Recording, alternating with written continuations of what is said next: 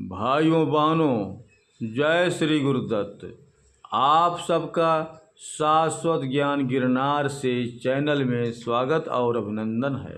भाइयों बहनों, वाल्मीकि रामायण के अयोध्या कांड में जब श्री राम के वनवास जाने का प्रसंग आता है तो वन जाने से पहले वो अपना समस्त व्यक्तिगत धन ब्राह्मणों और अन्य जनता में बांट देते हैं। यहाँ पर श्री राम लक्ष्मण से कहते हैं कि हे लक्ष्मण, मेरा ये जो धन है इसे मैं तुम्हारे साथ रहकर तपस्वी ब्राह्मणों में बांटना चाहता हूँ। इसीलिए जो भी श्रेष्ठ ब्राह्मण यहाँ हैं उनको तथा उनके आश्रितों को मेरे पास लेकर के आओ। गुरु वशिष्ठ के पुत्र जो ब्राह्मणों में श्रेष्ठ हैं उन आर्य सुयज्ञ को भी शीघ्र यहाँ बुला लाओ। मैं इन सबका और जो ब्राह्मण शेष रह गए हैं उन सबका सत्कार करके ही बन जाऊंगा। तब श्री राम की आज्ञा पर लक्ष्मण ऋषि सुयज्ञ के घर गए और उन्हें श्री राम का निमंत्रण देकर अपने साथ लेकर के आए। जब श्री राम ने उन्हें देखा तो बड़े प्रसन्न हुए और माता सीता जी के साथ उनका स्वागत किया। फिर श्री राम ने स्वर्ण के अंगदों, कुंडलों, मणियों, केयूरों, बलयों एवं अन्य बहुत से रत्नों से उनका सम्मान किया।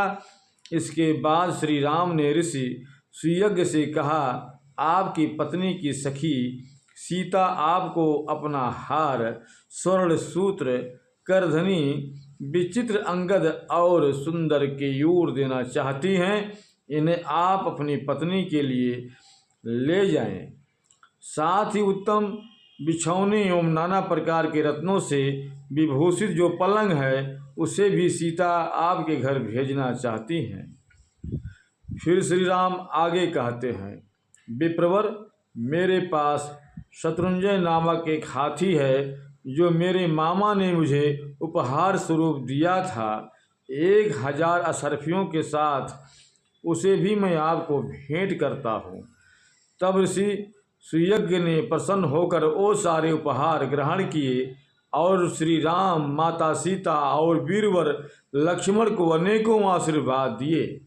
इसके बाद श्री राम ने लक्ष्मण जी से कहा कि वे महर्षि अगस्त्य और महर्षि विश्वामित्र को बुलाकर उनकी पूजा करें और उन्हें सहस्त्रों गायों, रजत द्रव्यों और बहुमूल्य मणियों के द्वारा संतुष्ट करें। साथ ही वे उन्हें अजुर्वेदीय तैत्तिरीय शाखा का अध्ययन करने वाले ब्राह्मणों के आचार्य और दान प्राप्त करने वाले अन्य ब्राह्मणों को वाहन, सेवक, वस्त्र और मुहमांगा धन उन्हें देने को कहा।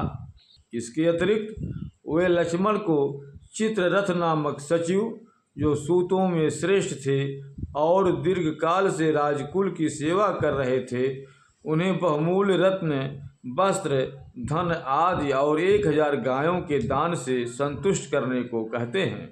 उनके अलावा कट शाखा और कलाप शाखा के अध्येता जो अनेक दंडधारी ब्राह्मण थे, जो सदैव स्वाध्याय में लगे रहने के कारण कोई दूसरा कार्य नहीं कर पाते थे, जो भिक्षा मांगने में लज्जा पर स्वादिष्ट अन्न खाने की इच्छा रखने वाले थे, उन्हें रत्नों के बोझ से लदे हुए 80 ऊँट, अगहनी चावल के साथ 1000 बैल एवं अन्य धान्य से भरे हुए 200 बैल और देने को कहते हैं। साथ ही उन्हें दही, घी आदि चीज़ों के लिए 1000 गायें भी दान देने की श्री राम ने लक्ष्मण जी से कहा।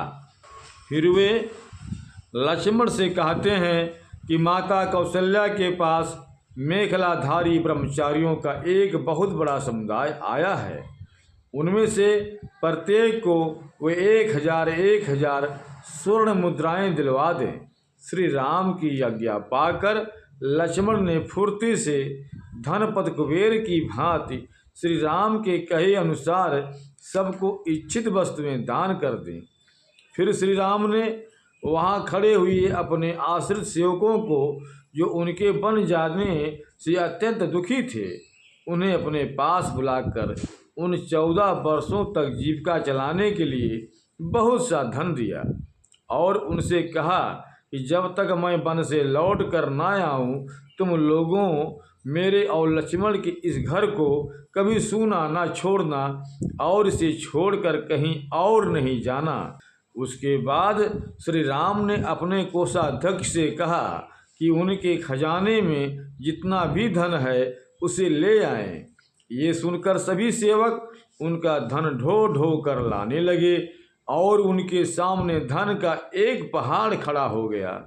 उस समस्त धन को श्री राम ने लक्ष्मण के साथ बालकों, बूढ़े एवं दीन दुखियों में बांट दिया। इसके बाद गर्गगोत्री ऋषि त्रिजट श्री राम के पास भिक्षा की आशा से आए। तब तक श्री राम अपना अधिकतर धन दान कर चुके थे, किंतु फिर भी उन्होंने त्रिजट को उनकी परीक्षा लेकर असंख्य गायें दान में दी। ऋषि त्रिजट के दान के विषय में हमने विस्तार से एक कथा पहले ही आपको वीडियो के माध्यम से बता चुके हैं, जिसे आप चैनल में जाकर देख सकते हैं। इसके बाद भी श्री राम अपने पास का सारा धन और संपत्ति बहुत देर तक लोगों में बांटते रहे। उस समय अयोध्या में ऐसा कोई नहीं था जो श्री राम द्वारा यथा योग्य सम्मान, दान एवं आदर सत्कार से तृप्त ना हुआ हो। भाइयों बहनों, अब हम अपने शब्दों को यहीं पर विराम दूंगा। पुनः मिलेंगे अगले वीडियो में। जय श्री गुरुदत्त, जय श्री गुरुदत्त।